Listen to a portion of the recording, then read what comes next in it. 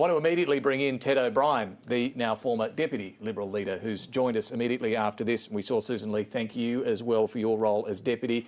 Thank you so much for joining us, Ted O'Brien. And just briefly, thanks, David. Firstly, your thoughts on that comment we've just heard there, remarks we've just heard there from Susan Lee, and her decision to leave Parliament.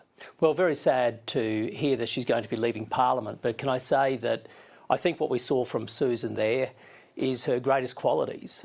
This has been a very tumultuous time for the Liberal Party, and she has displayed absolute dignity. She's been gracious throughout it all. A lot of tough challenges. I mean, politics is tough on the best of days, and the Liberal Party has had among the worst of its days, and she's been at the helm. That's not easy stuff. But I think what you saw in that presser just now is Susan as herself. She was upbeat, she was positive, and I am sad though with her announcement that she'll be leaving. Well, you're not going anywhere in terms of your... I'm not planning on going anywhere, mate, but it's not always your choice though in politics, Dave. No, but you're not resigning, but you did lose the deputy leadership ballot to Jane Hume, 30 votes to 20. Are you disappointed at that outcome? I mean, of course, you always want a different outcome when you don't win, but you've got to genuinely trust the collective wisdom of the room, and I do. I mean, the great thing about the Liberal Party, yes, you've got all the tough stuff of politics, but everyone respects the democratic ballot. We respect each other and you respect the outcome. And that's ultimately because, more than anything, you respect the Australian people. I think Jane is going to do a superb job as deputy, and I'm actually really proud of her, and she'll certainly have my support and loyalty, as will Angus as the leader. Do you expect to stay on as Shadow Treasurer, or is that a role that you expect to lose?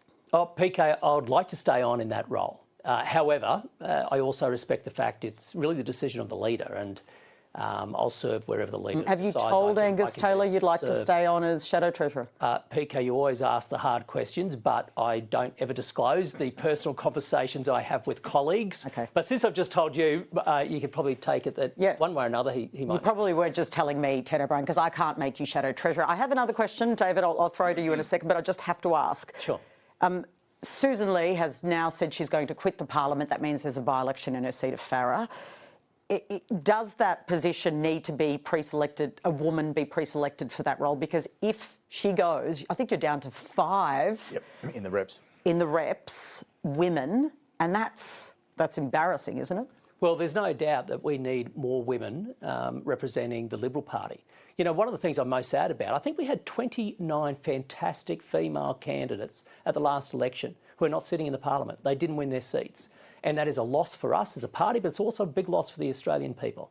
And so while that would be nice, I'm also a creature of the Liberal Party, where each rank and file party member has franchise. And so it'll be up to the local members. I don't pretend to know who the best candidates might be. No, they will choose whether it be a male or female. But you can't go backwards in terms of representation. What kind of look would that be?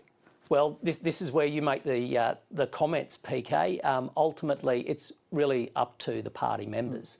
They choose whoever is best on their merit. At the end of the day, that is why Susan was first elected to that seat. It's why she was elected continually. It's why she was elected as our leader, and she served because of the merit that she presented. This could also test once again, this by-election, the relationship between the Liberals and the Nationals. You're both entitled to stand when a member is leaving Parliament, and it's a vacant seat, if you will. Do you see this as being a test? Should the Nationals get out of the way, or do you welcome a contest? Oh, look, we all love democracy. We'd be foolish to be in politics if we weren't up for a good contest of ideas. I'm sure there will be conversations between Angus and David Littleproud about how that might be managed. It's not for me to sort of preempt where that might land. Other than to say, of course, we are back with the National Party. That's a wonderful thing. Australia is best served by a strong coalition. And I think some of the messages that Angus delivered today in the party room were very strong. He is a coalitionist. and I'm confident with him at the helm. Will we, just on that, be the case. Will we see a change in direction on economic policy under Angus Taylor? Well, again, that's for Angus to speak about, David. But can I say? But you must know. You must know. Well, if you listen to what Angus said only, 2 days ago, or was it yesterday, when he was outlining his broader vision, he was talking about the importance of protecting Australians' way of life, but also improving their standard of living. It's very clear that he sees the economy at the centre. And I think as a classical Liberal, that is what is key. But so did Susan Lee and you, didn't you? Indeed. But you're asking me as to whether or not Angus will prioritise. I believe he will present some change, but again, it's not for me, that's for Angus to bring forward. I'm sure he will. You haven't spoken about that? You're not sure? Again, I don't go into personal conversations, David. So I believe he is absolutely focused on ensuring that Australians who are getting poorer by the day under this government. Real wages are going backwards, prices have never been higher and they are soaring, interest rates up. There is no doubt that Angus is absolutely focused on that and he gets it. But few people understand when the you economy stood next to Susan Lee just 9 months ago as her deputy and she talked about how she would lead the party, she used a form of language that I'm going to quote to you, that the party needed to basically move to the sensible centre.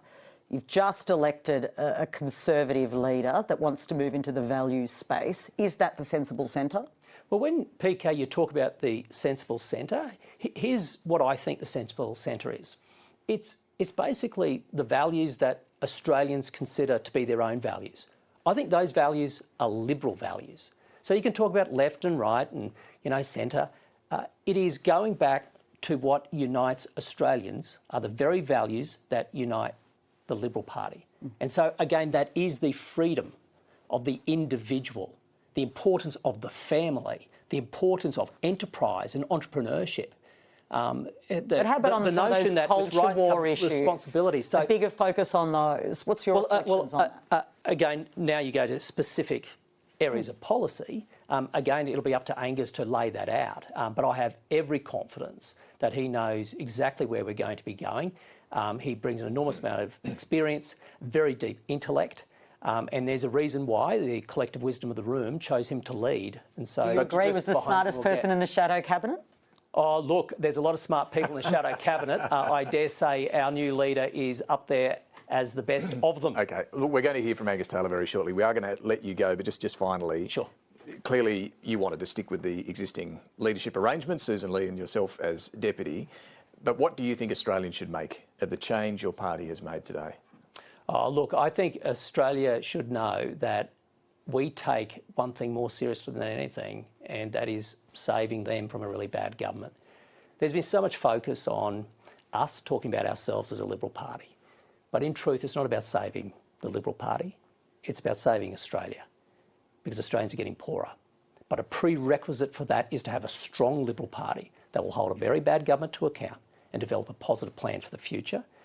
We've seen the party make a big decision today that we need renewed, refreshed leadership, and it's under that leadership that we're looking forward to taking on those challenges moving ahead. Ted O'Brien, we do appreciate you joining us thanks, David. after a Thanks, very Pete. big morning for you and the Liberal Party. Thanks so Cheers. much Thank for you. that. And just